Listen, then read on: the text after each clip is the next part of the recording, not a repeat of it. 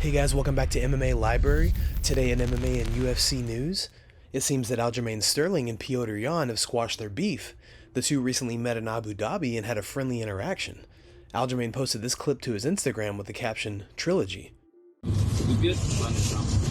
Today. We land today 8:30. Early morning. Yep. Thank you. You too. Good luck to you guys. Leon Edwards spoke about the possibility of Mark Zuckerberg renting out Wembley Stadium to attend the Usman Trilogy fight. So what happens if, hypothetically speaking here, Mark Zuckerberg's been in touch and he's renting out the stadium?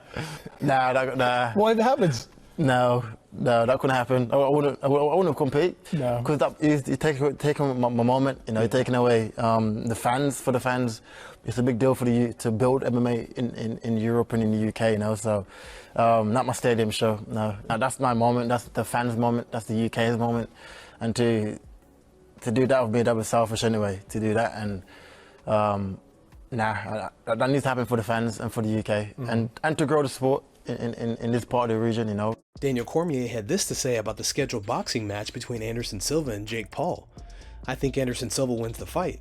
If Jake Paul wins, honestly, he's a kid that's in his prime. And I say that knowing that now Jake Paul can fight. The guy can fight. I'm done being one of the people that say this kid is a joke. This kid is not a joke. This kid can fight, and there are many reasons as to why he can fight. But we talk about Anderson, all that he has done. Anderson beating Julio Cesar Chavez Jr. is bigger and better than anything Paul's ever done. That is much different than beating Ben Askren, Tyron Woodley twice, and whatever the YouTube guy was, because those guys were wrestlers that learned to box. Chavez never wrestled. He was the guy that picked up boxing gloves as a kid and fought all the way to the professionals. He made a whole bunch of money and everything. That is the biggest moment between the two, and the biggest accomplishment. Sean O'Malley's coach, Tim Welch, believes that a win over Petr Yan puts O'Malley in a position for a title shot. Here's what Welch had to say. And I wondered, man, like, it's a fun position to be in there, right? Because if you guys are able to make this big statement against Yan earlier on the night, the title fight is on the same card later on. So, you know, assuming everything goes to plan, do you think the move is for you guys to maybe even pop out there at the end of the night and make that official challenge to the winner right after to make it official and sort of get that next title shot? Because, you know, Sean's obviously a huge star. That would absolutely start building that fight straight away. Yeah, 100%. We're going to have our eyes on that fight because we both know that it could be next. There's a good chance that fight could be next. But like I said, he's got to be prepared to die next week. He's got to go to war with Petr. Petr is a tough, I think, top to bottom. I think he's the most skilled, well-rounded guy in the UFC, and mentally he's just a savage too. So we got a big test ahead of us. But after that fight, 100%, if we get the W, we're keeping eyes on the Aljamain TJ. In a recent video uploaded to his YouTube channel, Alexander Volkanovski has confirmed that he's locked in as the backup for UFC 280's lightweight title fight, should Charles Oliveira or Islam Makhachev pull out of the fight. Here's what Volkanovski had to say. Yeah, we're locked in as a backup fighter. You know, I've been calling for it. I said I wanted it. Just had to make sure the hand was all good. So we all good. We locked in. We got the clearance to fight. The UFC's on board. Everyone's on board. So I'll be at UFC 280 to make weight. And yeah, looking forward to it. Let's see what happens. If someone doesn't make it, I'm there to save the day. If not, at least I'm locked in as the next guy to fight for that lightweight title, and that's that. In a recent episode of the Weighing In podcast, Big John and Josh speak about the accusations made against Conor McGregor for allegedly using PEDs. Here's the clip. Look, it is true that, you know, Conor has not been tested here in 2022. Conor was one of the most tested athletes the UFC had for a long time. When he had the leg break and you're USADA and you have a guy who is under medical care and getting things from the doctor to heal from that injury, they many times step away from that fighter knowing that he's not going to be competing for a set amount of time, and they'll slow down that process. Obviously, they slowed it down. Could he still be tested? Yeah, he can still be tested. But when you're in that position where you're taking medication, sometimes for the injuries you had, they like to step away for a little bit because you can test for those things because the doctor is giving to you. Now, the real question is, yes, you're supposed to then, if you're going to take those things, you got to go to USADA. How do you know that he hasn't gone to USADA and talked to him?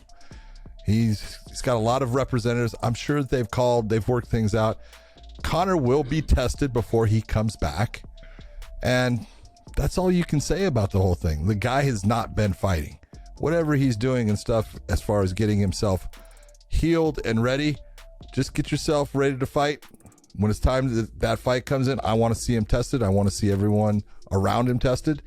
And we'll see who's clean and who's not. You can't sit there and say anything now because he hasn't been tested. Oh, that means he's on steroids. Well, he might have been taking something that would be considered based upon trying to heal up his leg from the nasty injury he had and the surgery that he had. It's all possible. So you're condoning steroid use for recovery as well as growth hormone use for recovery, all that stuff. That you're condoning that. See, there you go. Right there. Know what you're doing. First off, you're talking and you said you were going to shut up. Okay, so now I just want to point out you could not keep yourself quiet and you had to do it. Okay, so now that you did it. Asking you a simple question. Now that you did it, now you're making an accusation that you are assuming that he's doing. No, you're assuming it. You don't know. Do you know? Do you know? No, I'm just using the words that you said. You said no. Sometimes they use steroids for recovery. Okay, you could take something like a prednisone, which is a steroid. Okay. It's because you got sick from COVID, and it would help you with your breathing. Is that going to help you in the fight? No. Okay, but hey, per HIPAA violations, you can't talk about my COVID. Okay, per HIPAA violations. You already talked about it, you dummy. But you would test for it. So look, all I'm saying is, look, he's not fighting. When he's fighting, I want to see him tested. Right now, hey, it is what it is, and I'd say that for any fighter. I don't care who it is that had an injury like that. Let them get back, and once they're ready to come back, test them. Nate Diaz has recently given us a subtle hint to where we may see him compete next. Recently, he posted a picture to Instagram with the caption, "We'll see what happens next." What do you guys think about this? Do you see him competing in the WWE, or would you rather see him in a boxing ring? Let us know in the comments below. In a recent interview with the Schmo, George St. Pierre gave his opinion on this month's lightweight title fight between Charles Oliveira and Islam Makhachev. Here's the clip. So my prognostic for this fight is that if the fight stay generally in the center of the octagon, that will give the advantage to Oliveira. However, if the fight goes mostly towards the fence, near the fence, that will give the advantage to Islam Makhachev.